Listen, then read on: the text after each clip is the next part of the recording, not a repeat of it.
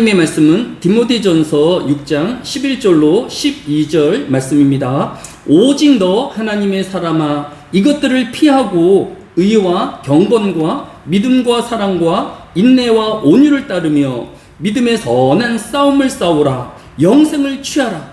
이를 위하여 내가 부르심을 받았고 많은 증인 앞에서 선한 증언을 하였도다. 아멘. 오늘 본문의 시작인 디모데전서 6장 11절의 상반절은 오직 너 하나님의 사람아 라고 하였습니다. 사람은 저마다 이름이 있고 또 가까운 이들에게 불리우는 별명이 있을 것입니다. 우리를 불러주는 많은 별명 가운데서도 가장 영광스럽고 또 마음에 남을 별명이 있다라고 하면 오늘 본문에 나타난 너 하나님의 사람아로 우리가 불려질 수가 있다라고 하면 얼마나 좋을까라는 생각을 하게 되어집니다. 성경 구약 성경에는 몇몇의 신앙의 선진들만 하나님의 사람으로 불렸습니다. 그 첫 번째가 모세였습니다.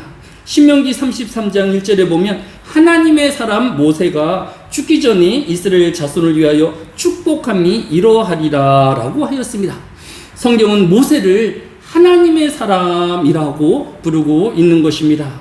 그리고 이 하나님의 사람인 모세가 신명기 33장에서 이스라엘 12지파를 위하여서 축복하고 또 모든 이스라엘 백성들을 위하여 축복하여 이르기를 신명기 33장 29절에 이스라엘이여 너는 행복한 사람이로다. 여호와의 구원을 너같이 얻은 백성이 누구냐? 그는 너를 돕는 방패시오 내 영광의 칼이시로다. 내 대적이 내게 복종하리니 내가 그들의 높은 곳을 밟으리로다 라고 하였습니다. 하나님의 사람 모세는 이스라엘 백성을 행복한 사람으로 부르고 있으며 하나님은 우리의 구원자가 되어주시고 그의 백성을 도우시며 보호하여 주시고 대적을 쳐서 복종케 하시는 분이시다라고 소개하고 있는 것을 볼 수 있습니다. 하나님의 사람 모세의 기도의 대상인 또 모든 성도는 지금 행복한 사람이며 또 지금의 하나님의 도우심과 보호하심을 잊고 살아가고 있는 것입니다. 구약 성경에 두 번째로 하나님의 사람으로 불리운 사람은 사무엘 선지자였습니다. 사무엘상 9장 6절에 보면 그가 대답하되 보소서 이 성읍에 하나님의 사람이 있는데 존경을 받는 사람이라. 그가 말한 것은 반드시 다 응하나니 그리로 가사이다. 그가 혹 우리가 갈 길을 가르쳐 줄까 하나이다 하는지라 라고 하였습니다. 이스라엘의 첫 번째 왕인 사울을 만난 사람이 바로 하나님의 사람 사무엘이었던 것입니다. 아버지 심부름으로 잃어버린 암나귀를 찾아다닐 때 사환이 하나님의 사람에게로 가서 그에게 우리의 사정을 아뢰우고 또 하나님의 응답을 듣고자 하였던 것입니다. 결국 이 하나님의 사람 사무엘 선지자가 이 사울을 이스라엘의 첫 번째 왕으로 기름 부음 세운 것입니다.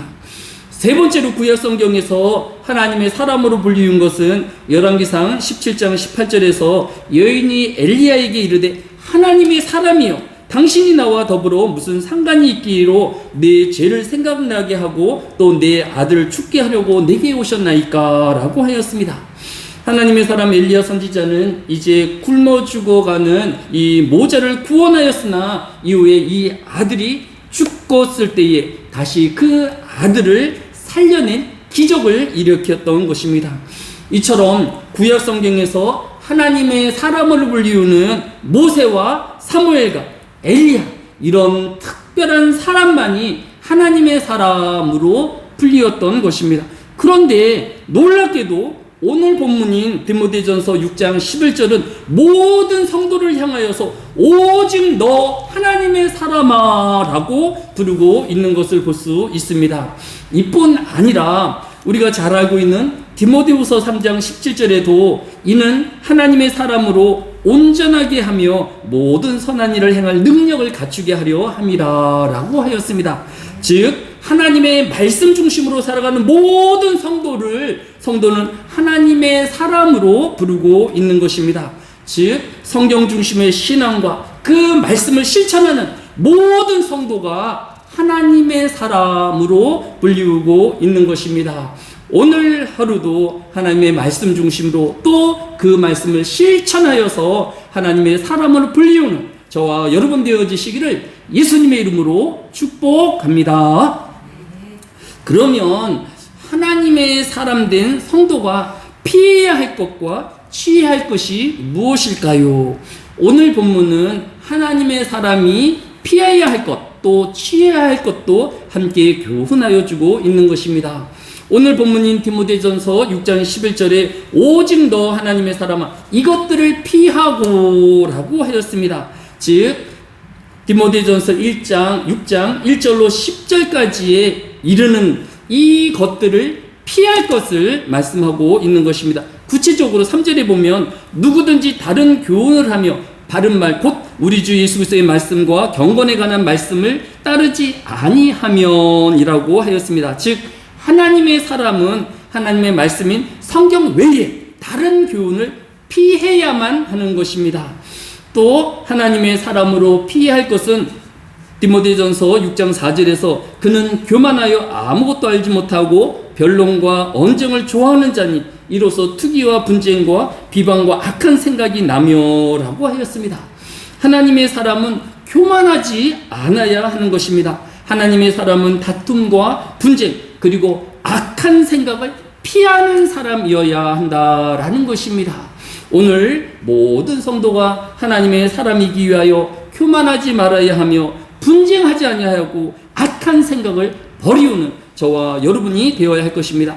끝으로 하나님의 사람이 피해야 할 것은 바로 앞절인 10절에서 돈을 사랑함이 일만하게 뿌리가 되나니 이것을 탐내는 자들은 미혹을 받아 믿음에서 떠나 많은 근심으로써 자기를 찔렀도다라고 하였습니다.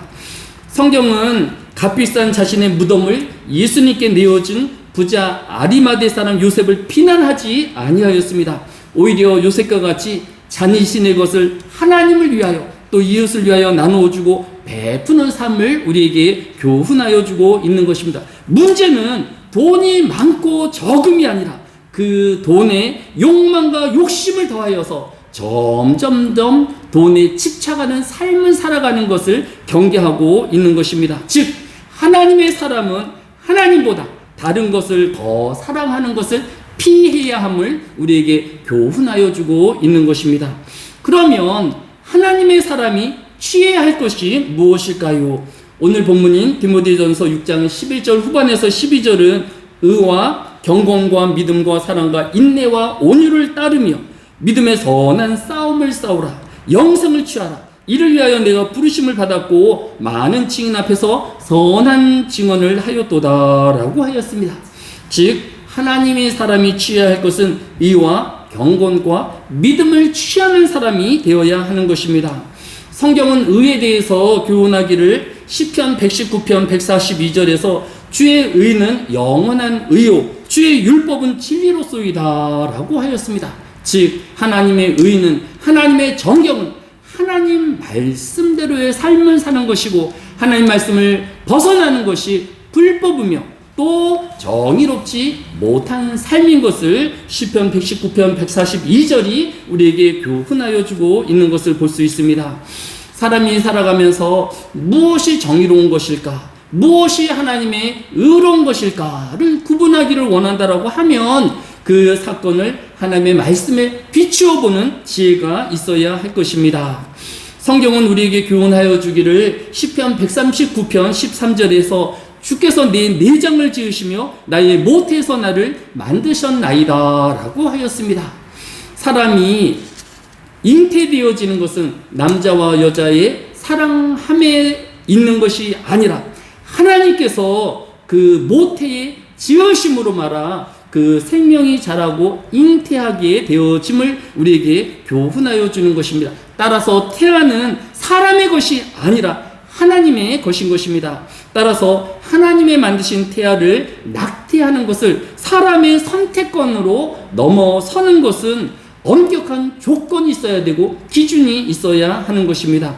그런데 미국은 2년 전인 2024년 미 대법원에서 먹는 약, 낙태약을 유통하는 것을 허용하였습니다. 따라서 지금 미국인들은 의사의 처방전 없이 약국에서 미페프리스톤을 사거나 우편으로도 손쉽게 배송받을 수 있다라고 합니다. 그런데 이번 주 한국 정부에서는 미프진이라는 것이 이 안정성 문제로 출시를 철회하였는데, 이번 주 정부에서는 법 개정 전이라도 낙태약인 미프진을 판매 허용하겠다라는 발표를 하여서 이번 주에 의료계가 발칵 뒤집히고 또 태아의 생명권을 주장하는 단체들의 반발을 사고 있는 것을 볼 수 있습니다.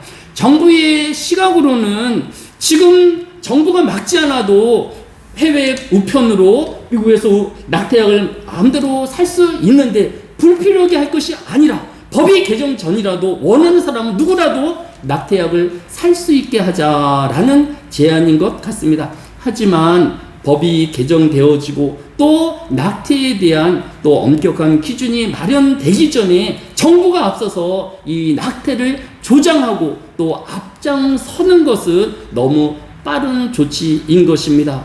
우리는 먼저 하나님께서 지으신 생명을 존중히 여겨야 할 것입니다. 예를 들어서 낙태를 하는 사람은 불의의 사고로 낙태를 하는 사람도 있겠지만 일부에서는 경제적인 어려움 때문에 낙태를 선택할 수밖에 없는 사람도 있을 것입니다. 이를 위해서 정부가 이들을 경제적으로 재정적으로 지원하는 법을 만들어서 이 낙태의 한 요소를 제거할 수도 있을 것입니다. 정부가 할 수 있는 일을 한 이후에 또한 불필요하게 또 이런 낙태를 조장하지 않고 꼭 필요한 사람이 또 엄격한 기준에 의해서 이런 약을 처방받을 수 있게 하여야 한다라는 것입니다. 두 번째로 하나님의 사람이 취해야 할 것은 사랑과 인내와 온유함을 취해야 하는 것입니다. 정의로운 것도 중요하고 또 절차대로 행하는 것도 중요하지만 하나님의 사람은 사랑이 있어야 하며 또 온유함이 있어야 하는 것입니다. 왜냐하면 법대로 하면 우리는 모두 우리 지은 죄악으로 영원한 사망에 이를 수밖에 없지만 예수 그리스도의 대속의 은혜와 사랑으로 구원 얻는 백성이 되었기 때문인 것입니다. 우리가 엄격하게 이웃들을 정죄할 것이 아니라 사랑으로 보담아주는 우리가 되어지며 온유함과 또 인내함으로 대하는 저와 여러분이 되어야 할 것입니다. 끝으로 하나님의 사람이 취할 것은 믿음의 선한 싸움을 싸우는 사람이 되어야 하는 것입니다. 사도 바울은 디모데후서 4장 7절에서 나는 선한 싸움을 싸우고 나의 달려갈 길을 마치고 믿음을 지켰으니 라고 하였습니다. 하나님의 사람 된 모든 성도 역시 선한 싸움을 싸우며 하나님으로 말미암아 우리에게 주어진 사명과 또 지켜야 할 교회와 가정을 끝까지 지키고 믿음을 지키우는 저와 여러분 되어지시기를 예수님의 이름으로 축복합니다.